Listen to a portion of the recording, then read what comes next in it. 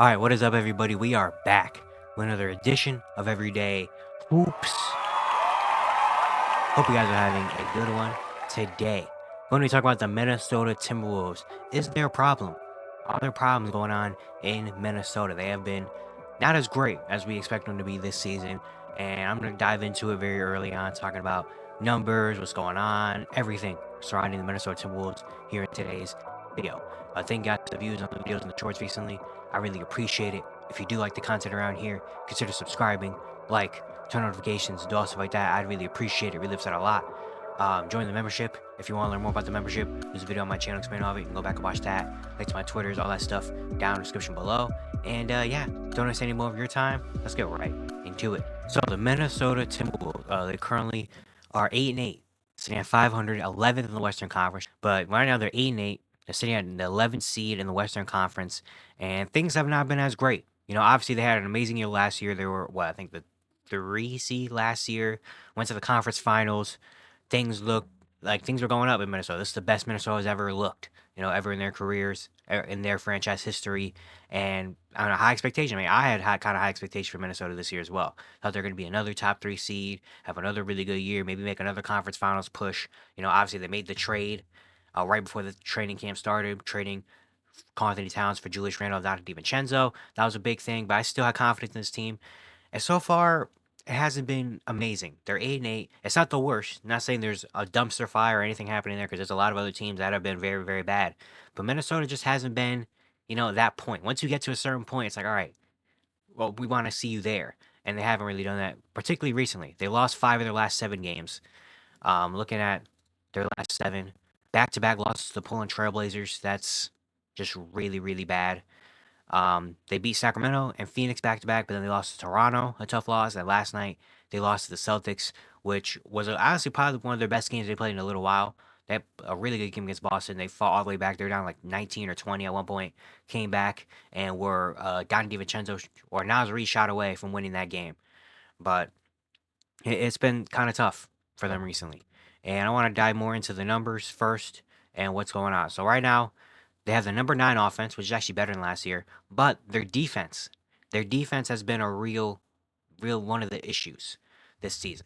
Obviously, they traded for Rudy Gobert a couple years ago, and last year he won DPOI. He was amazing. Last season, they had the best defense in the NBA. They were elite defensively. That's what they held their hat on. Defensively, they were elite. Offensively, they had good guys.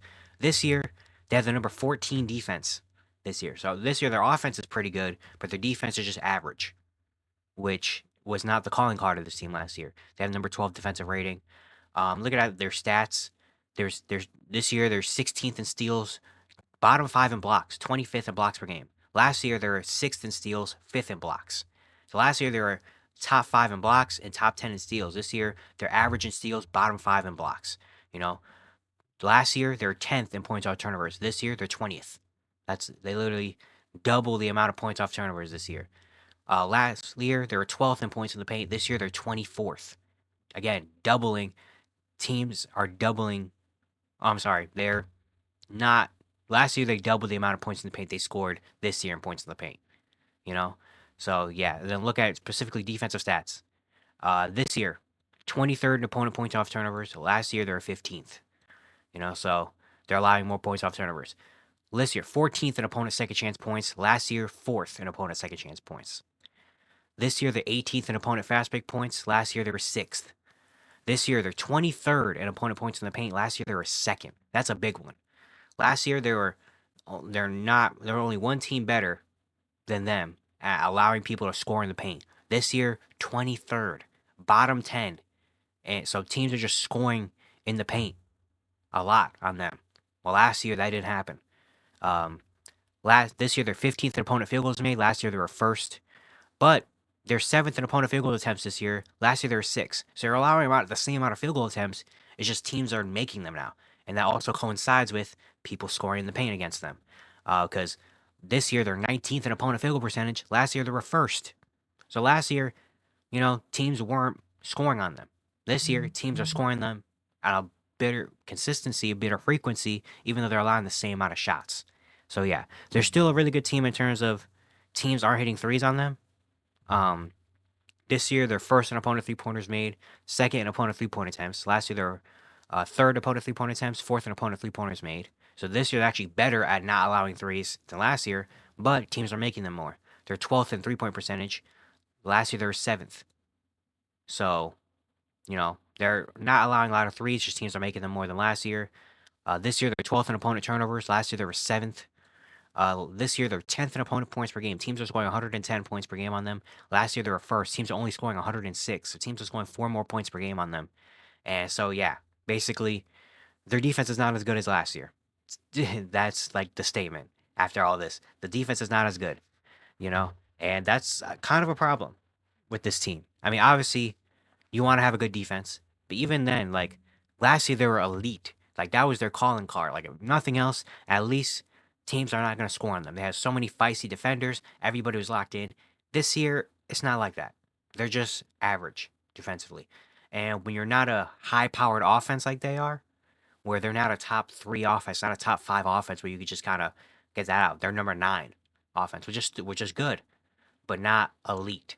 So yeah, looking at individual players, Anthony Edwards is having a good season still. Give you 28, 5 and 4. The 3-point shot has been a big conversation with him in terms of he's taking 11 3-pointers per game. He is shooting 43% on them though. So I don't really have if he's making them, I don't really have a problem with that. You know, Julius Randle. The thing is, Julius Randle has actually had a good season. He's giving you 21, 6 and 4. He's shooting the ball pretty well in terms of efficiency, 50% from the field, 36% from three, 79% from the free line. He's not taking a lot of threes, only taking 5 threes per game, which is fourth on the team. I'm sorry, fifth on the team. So maybe taking more threes for him. I think Julius Randle's not having a bad year, but it's a big difference between him and Karl-Anthony Towns in terms of the play style and the fit on this team, which was a big question after coming into the season was how is Julius Randle going to fit on this team? And it hasn't been the number one problem, Julius Randle fitting in, because he's had a good season, but it's just him and Karl-Anthony Towns have such different play styles. Karl-Anthony Towns is a guy that obviously he's probably the best shooting big man of all time. So you just throw him in the corner, throw him on the wing, he's gonna hit the threes. He's gonna space the floor for everybody else around him. Julius Randle can do that too. Again, I think he's a decent 3-point shooter, but he's not the shooter that Karl-Anthony Towns is. He's not as respected as Karl-Anthony Towns is. Or Karl-Anthony Towns is going to be a guy that is fine with catch a shoot in the corner, catch a shoot in the corner, catch a shoot at the top of the key, pump fake, drive to the rim. Julius Randle's not a catch and shoot, catch and shoot, catch and shoot. Julius Randle's a guy that needs the ball in his hands. He's a guy that needs to get the ball on the wing, clear out a little bit, and let me figure my way out. He's not a guy that's just going to catch and shoot the three. He's a guy that's going to catch the ball, dribble, wait for you to come over, and then maybe sidestep for three. There's been a lot of times where I've seen Julius Randle having a wide open shot, but instead of taking that wide open shot, he pump fakes. So the defender comes, drives by the defender, and then either has an offensive foul or turns the ball over. That's just something that Julius Randle does. Julius Randle, it's not just the perfect plug and play player, which is what we knew this. We knew this. But it's just been a little bit of an adjustment. It's been different for Minnesota. Just looked different. Again, he's had a good season. This isn't me saying Julius Randle sucks and that Julius Randle is bad for this team or anything like that. That's not what I'm saying. I'm just saying the play style is very different from Karl-Anthony Towns, you know? But then besides that, I mean, Naz Reid is still doing his thing. Give you 14 and 5. He was on my 6 man of the year ballot. If you missed that, you can go back and watch the last video where I gave my ballot for the first month of the season. Naz Reid's having a good year. Not shooting 50, 40, 90 anymore, unfortunately, but very close. But then Nickeil Alexander-Walker still doing his thing, 44% from three. But it's been everybody else that's kind of been off. And one of the key things is Rudy Gobert is not as elite as he was last season. Rudy Gobert, I mean, obviously defensive player of the year last year. Tim was having more defense. This year, he's not doing that on either end. Offensively, he's having not a good season. He's averaging only 11 points per game, which is the lowest since 2016. This was before he was even an all-star, all-NBA type of player. Rebounds, the worst rebounding year since 2018. And Timberwolves aren't a good rebounding team this year. Field goal percentage is worse since 2018. That's the year we only played 56 games. So he's not having a good off. He's having one of his worst offensive years in a very long time that we've seen. And we don't count on Rudy Gobert for offense, obviously. You know, but that's one part of it. But the defense also hasn't been as great. You know, he has a defensive rating this year of 107.9, which is the worst of his career. His entire, even when he was a rookie playing 45 games, he had a great defensive rating. And if you don't know defensive rating, the higher your number is defensively, that's the worse you are defensively. 107.9 is the worst since 2023. 2023, it was 110.3. That was his first year in Minnesota where things were bad. Last year was 106.6, which is pretty good, the same amount as 2020, you know? But looking at his defensive rating throughout his career, 96, 99, 100.6, 102, 98, 103, 106, 100, 104, 110, 106, 107. 107.9 is the second highest defensive rating of his career. His net rating is also 4.6, which is not great. That's his lowest since that 2023 year in Minnesota. You know, looking at his defensive rating, he has a worse defensive rating. There's just a few players that have a better defensive rating than Rudy Gobert this year, and let me know if this is bad or not. Chris Paul, Ivica Zubac, Malik Beasley, Spencer Dinwiddie, Isaiah Stewart, Jalen Green, Mo Wagner, Alperen Sengun all have better defensive ratings than Rudy Gobert, which is not really like a huge thing. Obviously, defensive rating is a weird stat where it depends on who you are and your team and stuff. His teams are scoring 31 and a half opponent points in the paint per game. So teams are scoring over almost 32 points per game against him in the paint, which is the second most points in his career next to 2020. So all this to say, Rudy Gobert is not having an amazing defensive season. And that's a little bit of a problem with this team because that was one of the big reasons why they were so good. Is that Rudy Gobert was a dominant force in the paint that you just couldn't really stop. And now this year, it's not like that. And it causes problems because if he's not doing anything defensively, we know what he's going to give you offensively. Not much. You rely on him to be a defensive stopper in the paint.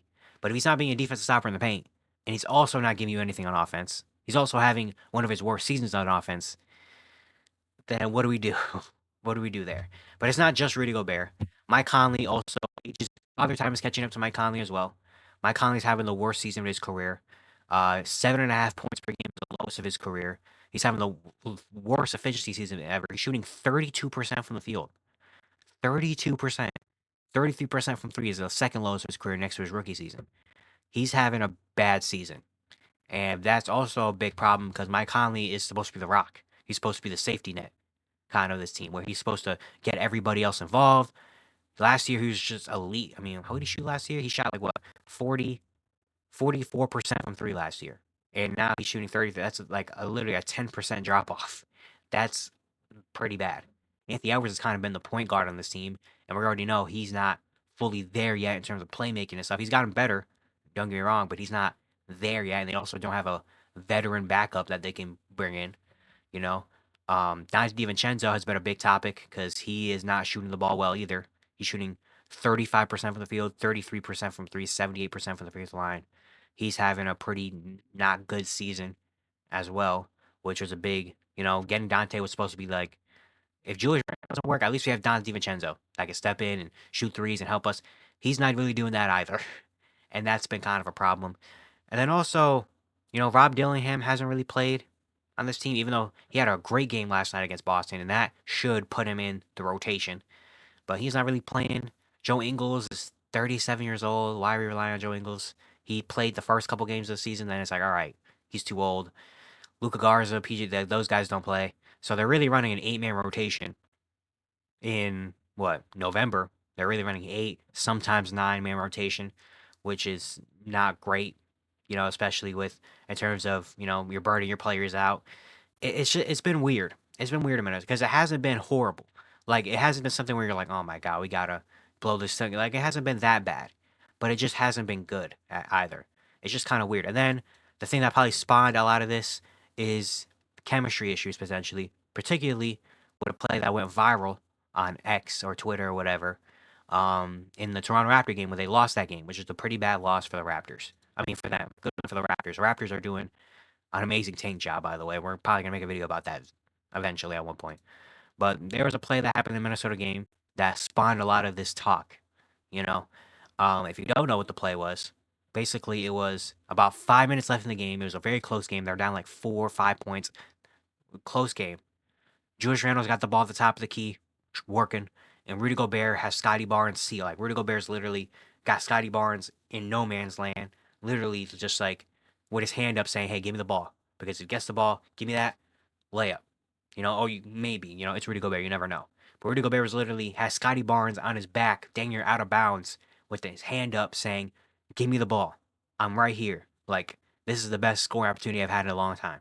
And Julius Randle sitting on top of the key, looking at him, and waved them off, just kind of like, go. If you don't get to the dunker spot, like, bro, get out of here. And Rudy Gobert didn't like it, and he sulked. He put his head down, stood there, walked, and eventually got a 3-second violation, which ended up in a turnover for Minnesota.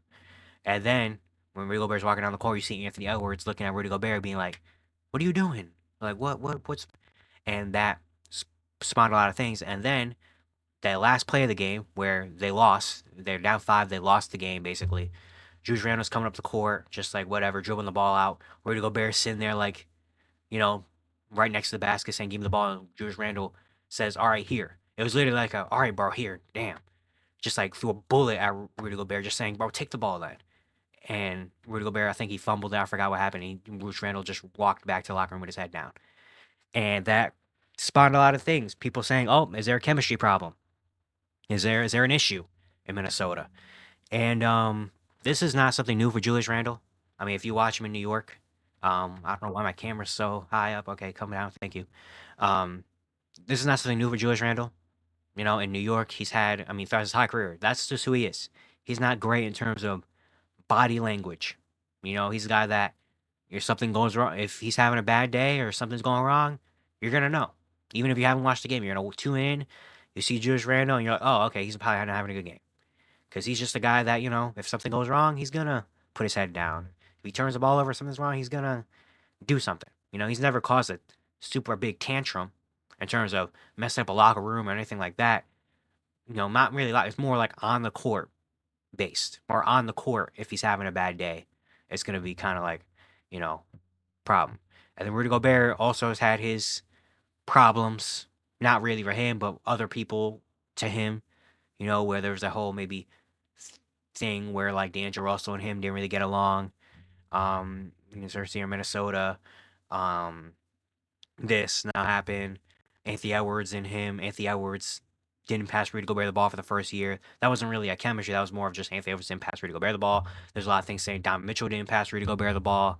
There's been a lot of things, surrounding Rudy Gobert in terms of stuff like this. And there's also been a lot of examples of Julius Randle not having good body language, you know? And people are saying, is this a chemistry issue? Is this the problem? Or can these people play together? Does this team coexist? And personally, for me, I don't think it's a huge issue right now. I don't really think. I think it was just really, I think it was more the emotions of the game for me personally. I mean, you're losing to the Toronto Raptors when you have high championship expectations, and you already have not been playing well. You already lost back-to-back games to the Portland Trailblazers. Like this should be win. These should be easy wins. These should be gifts to you, where you could just get a W and you're like, all right, now we got to worry about Boston. Let's just take care of business. We got to go to Boston. Yeah, you lose that game in not great fashion, and I think it was more the emotion of the game, just being like, you know, just that really taking over mentally. So I don't think it's a huge issue yet. Now, if we see it again, or if we see it happen again, or if it does happen again, or if it happens multiple times, obviously then we might have to have a real conversation about it. But right now, I'm letting it slide a little bit. I'm not saying it's a problem. I'm not saying it's good, but I'm not saying it's the problem. I just think the problem is that defensively they have to lock in. Really, I think defensively they have to lock in. It's not just a Rudy Gobert thing. I think it's a team thing. Also, having to get Julius Randle involved. With Julius Randle, we've known is not a great defender either. That changes a lot of that. There's a lot of things they have to clean up there. I think they have to clean up defensively. I think that's a big thing. If they can just clean up things defensively, and Rudy Gobert starts being the Rudy Gobert, more like the Rudy Gobert that we're used to seeing, I think this helps a lot more. This gets a lot more W's. I think they just need some of their shooters to shoot. Even Jaden McDaniels isn't really having a good shooting year, a good offensive year. He's been better, but he hasn't really had a great year. I just think they need their shooters to shoot, really. I mean, Dante Vincenzo, hopefully he's one of the type of shooters where he just needs one game. If he has just one game where he hits 6 threes, 7 threes, then maybe this changes things. I don't know what you do about Mike Conley because I feel like that's more of a father time issue, and that's more of he's 36 years old issue. But now that Rob Dillingham just had his good game, maybe this gives him some confidence, and maybe he starts becoming in the rotation. Maybe he starts becoming a factor because he's a guy that can come up and Rob Dillingham can get hot, get a couple buckets, and have a 15 or 20 point game if you need him to, which amplifies that bench, especially if Dante Vincenzo isn't having a great season. So if they could just get their shooters to get on track and their defense cleaned up, I think this helps a lot. We got to wait and see it. Again, also, we're still in November. There's still, they played 16 games. So they have like 60 something more games left to play to figure this out. So it's not the end of the world right now, but it's just a little, we got to keep an eye on it. Just keeping an eye on Minnesota and seeing how things go. And hopefully things can get better from here, but we'll see. But yeah, it's going to be it for today. Hope you guys enjoyed. Once again, if you do like the content around here, consider subscribing, turn notifications, do all stuff like that. I'd really appreciate it. Really helps out a lot. And yeah, I'll see you guys tomorrow.